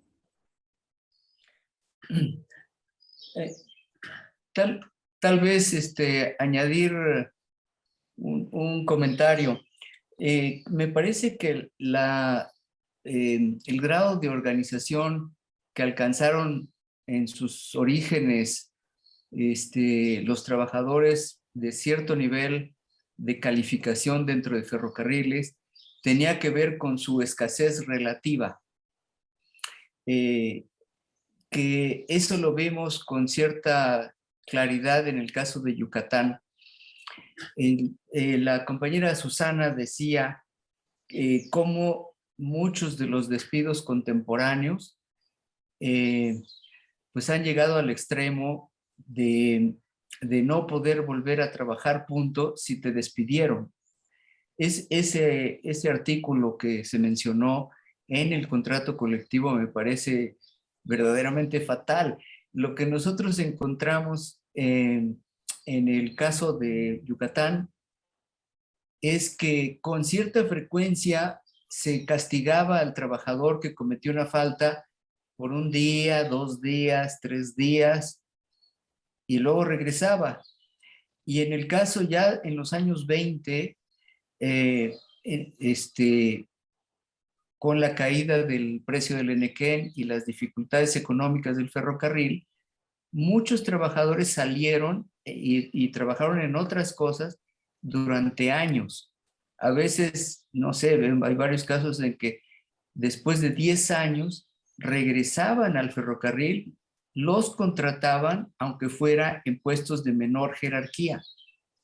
Bueno, eso está asociado a la escasez relativa. Entonces, parte de los éxitos dependen de que no haya quien te sustituya. Y aquí las proporciones que mencionó Susana me parecieron tremendas, de 80,000 a 28,000, ¿no? Más o menos, por un lado, y por otro lado, lo que ahora se llama muy elegantemente pasivo laboral, pero los 53,000 jubilados, muchos ya fallecieron, ¿ves? Pero de los que quedan, están viviendo en condiciones extraordinariamente difíciles, ¿no? Entonces, creo que efectivamente la privatización esta neoliberal no solo se parece al porfiriato, sino que parece que está peor. O sea, en el cuadrito que presenté al principio, donde comparábamos reglamentos laborales entre 1883 y 1923, encontrábamos un progreso claro, y las condiciones que nos describe Susana están peor que casi que en el principio, ¿no? Está como regresar al porfiriato en sus peores épocas, me parece. Gracias, doctor Marco. Va otra pregunta de Nancy Valderas. Pregunta para la maestra Susana Vázquez. ¿Usted ve similitudes entre el modelo que se utilizó para la privatización de los ferrocarriles nacionales de México con los modelos de desmantelamiento que se aplicaron a empresas nacionales como Pemex, CFE, Luz y Fuerza, IMSS, etcétera? Bueno, no conozco todos los casos, pero sí debo decir que lo que han tenido todas en común ha sido este tema de la flexibilidad laboral y de la disminución de la fuerza laboral y de el tema salarial, ¿no? Este tema de la flexibilidad laboral que tiene que ver también con las subcontrataciones, de cómo voy subcontratando a otras empresas. Sin embargo, creo que parte de la diferencia con otros sistemas de privatizaciones de empresas en México tuvo que ver con algo que les dije de la relación con el sindicato. Hubo sindicatos como el caso de Telmex que sí mostró una fuerte resistencia y hubo negociaciones fuertes con el caso de las privatizaciones y que hasta donde sé pues se lograron como acuerdos bastante favorables, aunque les digo, les repito, no conozco del todo, le estoy hablando de una manera superficial. En el caso de Ferrocarriles Nacionales de México, lo que se vio fue pues un sistema pues entreguista total del sistema ferroviario que fue declinando en cuanto a la participación que tuvieron los trabajadores y la reincorporación que tuvieron al sistema laboral, aunque si quizás le pregunta a muchos ferrocarrileros actuales que están contratados con empresas privadas, pues les pueden decir que todo está bien, que tienen mejores salarios.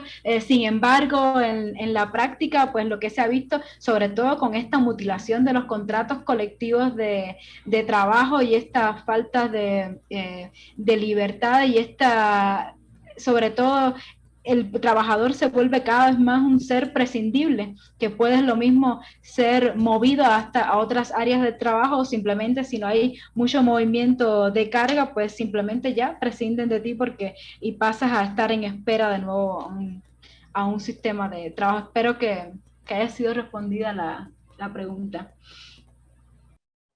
Otra pregunta viene de José Antonio Ruiz Jarquín. ¿Cuáles fueron los criterios de dividir a los ferrocarriles nacionales de México en esas regiones para la privatización? Pues sobre todo tuvo que ver creo, con una cuestión estratégica, ¿no? No se iba a privatizar como todo el sistema ferroviario en general, pues había la necesidad de dividirlo por regiones para llevarlos como a la competencia, ¿no? A que fuera más competitivo y que diferentes empresas pues pudieran optar por el sistema de concesiones. Una de las más sonadas fue esta que les digo del ferrocarril del noreste porque abarca una gran parte del territorio mexicano y por la conexión con el ferrocarril en Estados Unidos. Fue sobre todo por eso, ¿no? Una visión estratégica a la hora de otorgar concesiones de las vías férreas. Y que la parte como les dije, del istmo de Tehuantepec, por una cuestión geoestratégica, pues no fue privatizada, sigue siendo una paraestatal, que es la actual ferrocarril del istmo de Tehuantepec. Otra pregunta de Nancy Valderas. Dice, antes de la privatización se electrificó el sistema ferroviario. Las nuevas empresas no quisieron ese sistema. ¿Sabemos qué pasó? ¿Usted opina que la privatización fue consecuencia de malos manejos y malos comportamientos de algunos trabajadores o una estrategia íntegramente planeada? Pues de la primera pregunta no sabría decirle, desconozco de por qué, de lo que me dice de la electrificación. No sé si el doctor Tonatiuh o Jeffrey me puedan ayudar. Voy a responder pues la segunda pregunta. Pues yo creo que tuvo que ver pues con una serie de factores pero que uno de los principales que influyó fue la ganancia que se obtendría de la privatización del sistema ferroviario, y que también las carreteras y el autotransporte pues ya iba ganando un papel más protagónico, y al gobierno neoliberal le resultaba pues más ganancia este sistema de concesiones y este sistema de privatización. Ahora, que hay que reconocer que sí hubo factores como ya les había dicho, de que se fue depauperando, malas administraciones del sistema ferroviario, de cómo estaba la infraestructura de las vías férreas, o el relajamiento de las normas laborales, el tema de los accidentes laborales que muchas veces ocurría incluso por grados de alcoholismo. Pero yo creo que todo eso era modificable con otras reglas, con otra forma de administración desde la paraestatal. Sin embargo, la solución pues fue vender el sistema ferroviario mexicano, porque era lo más rentable para los gobiernos del momento, por todo lo que resultaba en ganancia, y además por el Tratado de Libre Comercio que ya había pactado con Estados Unidos. No sé si también el doctor Jeffrey o Marcos quieran agregar algo más. A mí me gustaría, más que contestar de manera puntual a la pregunta, que tampoco soy muy conocedor de las condiciones contemporáneas del ferrocarril. Sabemos todos que las concesiones de la época del Porfiriato o posteriores implicaban no solamente la vía, sino los telégrafos y sin duda eventualmente teléfono, elementos de comunicación, porque en cualquier sistema ferroviario es imprescindible tener un conocimiento preciso de cómo está funcionando la red, ¿no? Y se sabe que está computarizada y al minuto, más bien al segundo, lo que sea. Pero a propósito, me parece que de la pregunta surge la duda de cómo cayó tan bajo la estructura del sistema ferroviario mexicano. Y las discusiones que se daban, por ejemplo, en los grupos opositores de los años 30, 40, 50, tenía que ver con los costos de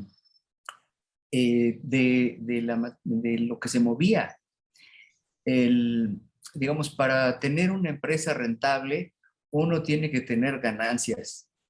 Y para tener ganancias hay que tener precios que las permitan en relación a tus costos. Y entonces, una discusión permanente era, la carga que más funciona mover es la carga más pesada, particularmente de los productos mineros. Entonces, para que pudiera funcionar los ferrocarriles nacionales con éxito, había que subir los precios de la movilización de carga, y en particular de las mineras. Y ahí había un obstáculo en términos de la oposición de las mismas, ¿no? Creo que de hecho el periodo breve de administración obrera se topó con esa dificultad también en la época de Cárdenas. Y la otra, si se quiere, pues también era un problema de ineficiencia, problemas administrativos, tal vez salarios más altos de los que podía sostener el sistema. Hay otro problema estructural ahí, que es la geografía, ¿no? Que desde hace mucho Cotsworth decía que para México uno de los graves problemas era la burocracia y la geografía. Pero en el caso de ferrocarriles, la característica orográfica del país hace que sea más caro la movilidad. Y por último, creo que un tema fundamental son los ingresos. Así como hay que subir el precio de la tonelada de carga, habría que subir los precios del pasaje. Y en un país con ingresos muy bajos, entonces reduce la demanda de pasaje y con un cierto nivel de pasaje, pues tal vez hubiese podido avanzar en la modernización, ampliar otras conexiones que permitieran ser más eficaces al sistema, ¿no? Porque el sistema está orientado hacia el norte en su generalidad, aunque Sandra Kuntz ha mostrado que también tenía efectos en los mercados internos. Y bueno, pues todo eso no se ensayó muy a fondo, que digamos, y lo que dice Susana me parece coherente, ¿no? De que se optó por la solución más fácil, que es como tirar al niño, ¿no? De la bañera. Otra pregunta lo hace Juan Manuel, creo que es Juan Manuel Celorio. Kansas City Southern de México, ¿por cuántos años tiene la concesión? Por 50 años. Si alguien... Ok. Y una última, de María de la Paz González. ¿Cómo considera usted la privatización? Bueno, en este caso se dirige al doctor, pero bueno, ¿buena, adecuada o un fracaso? Bueno, yo se los amplío, se los planteo a nuestros 3 profesores invitados de este día.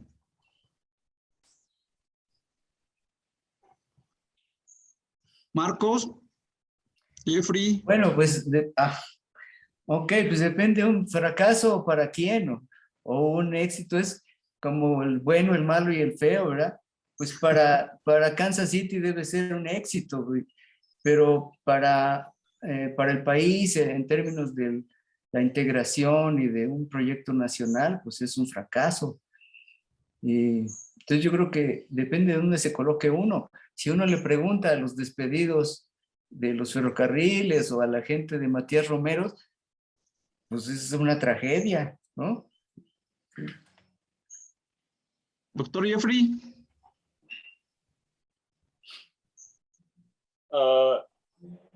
Mira, a mi juicio,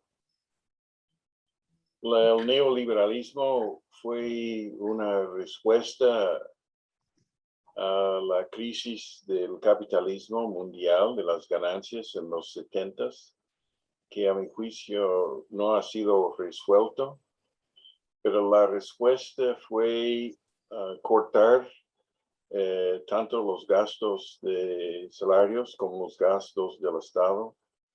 Y como parte de ello se impuso no solo la ideología de la privatización, sino la ideología que el gobierno no puede hacer nada bien. Eso fue en todo el mundo, fue en pocas partes que se resistieron. Se resistió en Escandinavia y se resistió en China, pero en pocas otras partes. Y yo me acuerdo en ese debate después del 82 en México con Pedro Aspe y todos los economistas que vino del MIT y todo esto, que se tiene que privatizar y privatizar. Lo mismo a su manera se ha hecho en Estados Unidos. En ese sentido, la privatización del ferrocarril fue inevitable, no vino porque fue corrupto o no rentable, sino se privatizó todo lo que se pudo privatizar. Tenían siempre la idea del peligro de la desintegración del Estado, pero se privatizaron todo. La respuesta a el empobrecimiento no solo de los ferrocarrileros, sino de no todo, pero casi toda la sociedad mexicana, fue la extrema violencia y el subir de los narcos. Yo creo que el mundo es a borde de alguna cosa muy grave, pero esta privatización uno puede analizar por los libros de contabilidad, todo esto, Y fue, la verdad, dada la clase gobernante que se tiene en México, no solo es México, pero hablando de México, quien en la clase gobernante estuvo en expandir el Estado para el beneficio del país o del pueblo. No quedó nadie, no quedó, que yo veo, ninguna fuerza política que actualmente resiste eso. ¿Sí? La privatización, a mi juicio, en los ferrocarriles de todo fue parte de una estrategia mucho más grande. Gracias, doctor. Maestra Susana, ¿tiene algún otro comentario? Sí, ya solo algo breve, y concuerdo con los comentarios del doctor Jeffrey y el doctor Marcos.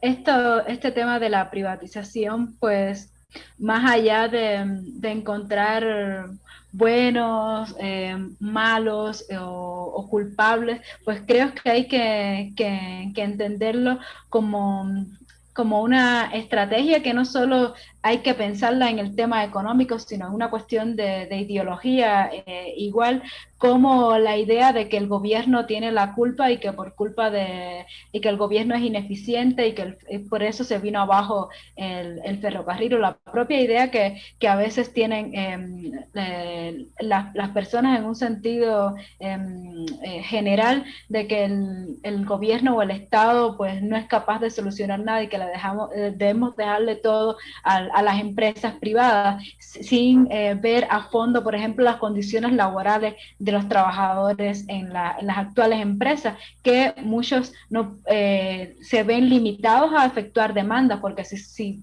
hacen demandas de la empresa ferroviaria, pues el sindicato lo puede retirar de su puesto de trabajo. Entonces, en estos conflictos que a veces no son tan notables como esto que les digo de los trabajos, de las reestructuras laborales, pues es lo que creo que en parte también tenemos que fijarnos para pensar en lo que ha significado el sistema de privatización para México y situarnos desde donde nos miramos, porque al final creo que las mayores ganancias siguen siendo para las empresas, porque sí, a un ferrocarrilero quizás que trabaja en Kansas City, Southern de México, le aumentó el salario comparado con Ferrocarriles Nacionales de México, pero vemos que también la vida en México ha aumentado, la vida económicamente ha aumentado, no rinden lo mismo ahora 1,000 pesos que 1,000 pesos hace 20 años. Entonces, a la hora de hacer estos juicios y estas comparaciones son cuestiones también que debemos de tener en cuenta. Esto, muchas gracias. Muchas gracias a nuestros profesores del día de hoy. Yo nada más para cerrar con esto, bueno, yo les comento que en nuestra revista Mirada Ferroviaria hay una entrevista con un trabajador ferrocarrilero jubilado de Ferrocarriles Nacionales de México y que alcanzó a trabajar en Kansas City, Southern, y ahí él nos platica de las condiciones laborales a las que se enfrentó, y como dice la maestra, sí, posiblemente hubo un aumento en la cuestión salarial, pero también que de hecho, por ejemplo, él lo llegó también a jubilarse de esa empresa, fueron las condiciones laborales a los que fueron sometidos esos trabajadores. Largas horas de trabajo, mayor cantidad bueno, en este caso, lo que él, por ejemplo, que me acuerdo ahorita que nos contaba que en lugar de llevar, no sé, 8 tripulantes para un tren con 100 unidades de arrastre, se requerían en el mejor de los casos pues unos 15 trabajadores y en esas épocas ya nomás se llevaban 8, no aún así. Entonces ahora sí que aumentaban las horas y la cantidad de trabajo que realizaban. sí quieren, bueno, en este caso promociono también un poco, están las entrevistas con jubilados ferrocarrileros en el Archivo de la Palabra, en el cual nos manifiestan todas esas condiciones a las que se enfrentaron, ahora sí que en la época de la privatización. Pero bueno, es lo que les quería comentar y bueno, para ir cerrando, les doy otra vez las gracias a los profesores Jeffrey, Marcos, Susana, y de mi parte muchas gracias. Gobierno de México.